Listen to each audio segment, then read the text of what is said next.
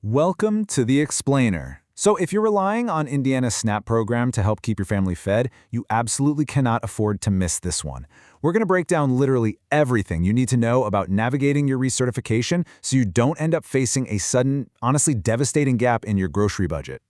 Let's just jump right in with a super critical question. Did you know that missing your SNAP recertification deadline actually halts your funds? Yeah, it's true.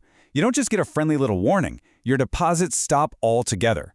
And that forces you to start the whole lengthy application process completely over from scratch. Nobody wants that, right? And honestly, the stakes are incredibly high right now. Thanks to some recent legislative changes, Indiana actually saw a massive 14% drop in SNAP participation in just a single year. To put that into perspective, enrollment plummeted from over 588,000 folks in April 2025 down to roughly 508,000 by April 2026. This downward trend hit urban areas the hardest, which means getting this recertification process right is, for sure, more important today than ever before. So, to make sure you don't lose those benefits, here's exactly what we're going to cover today. First, the importance of recertification. Second, the 2026 eligibility and rules. Third, a step-by-step guide. Fourth, document best practices. And finally, deadlines and support. All right, let's dive right into Section 1, the importance of recertification. So at its core, recertification is just a federal requirement to regularly evaluate your ongoing eligibility. Basically, the Family and Social Services Administration, or FSA, they literally cannot legally keep loading funds onto your EBT card unless they verify that your income and your household size still qualify you for help. It really just boils down to answering one key question: does that need still exist? Moving right along to Section 2, 2026 Eligibility and Rule Changes. Now, if you haven't renewed in a while, well, the landscape has fundamentally shifted. Recent legislation has brought in some much stricter asset limits and tighter eligibility pathways. Lawmakers rolled out Senate-enrolled Act 1 at the state level, along with some new federal guidelines. And all of these changes are heavily focused on program integrity, which essentially means you're going to face some pretty strict verification standards this time around.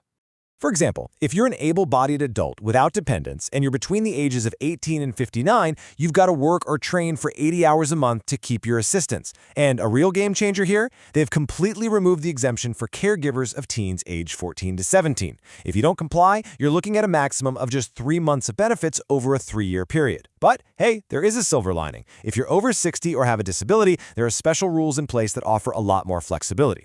Plus, keep in mind the income limit generally sits at 130% of the federal poverty level. Okay, let's get into the how-to with Section 3, our step-by-step recertification guide. You'll want to keep a really close eye on your mailbox about a month and a half before your active period ends. Right around that 45-day mark, the state is going to send you a notice of expiration. Whatever you do not throw this away. It literally contains your entire recertification packet. From there, you'll need to knock out a mandatory interview by the 15th of your final month, and then you can expect a final decision within 2 weeks. So following these 5 exact steps is your best bet for a seamless transition with absolutely no gap in grocery funds. Ready? Step 1, you receive the notice. Step 2, you complete the recertification form with all your updated household info. Step 3, gather those supporting documents. Step 4, submit the application. You can do that online, by mail, or in person. And finally, Step 5, complete a 10 to 30-minute phone interview with a caseworker to just verify the whole shebang. Now here's a pro tip. You don't need to resubmit every single thing they already have on file, but you absolutely must verify anything that has changed since your last renewal. Got a new job? You'll need recent pay stubs. Rent went up? Grab your new lease or a recent utility bill. If you're 60 or older and your medical expenses changed by more than $25, you're going to need those receipts. Gathering IDs, proof of childcare, or child support documentation before you even start, man, it just makes the actual submission a total breeze. All right, moving to Section 4, Document Submission Best Practices. Indiana actually uses a centralized document routing model, so figuring out which channel to use is going to save you a ton of time. The online FSSA benefits portal at fssabenefits.n.gov, that's highly recommended. Digital uploads are indexed almost instantly. But if you've got super time-sensitive proofs, the centralized fax at 1-888-436-9199 is a fantastic option. Standard mail all goes to a P.O. box in Marion, Indiana. That's totally fine for large physical packets.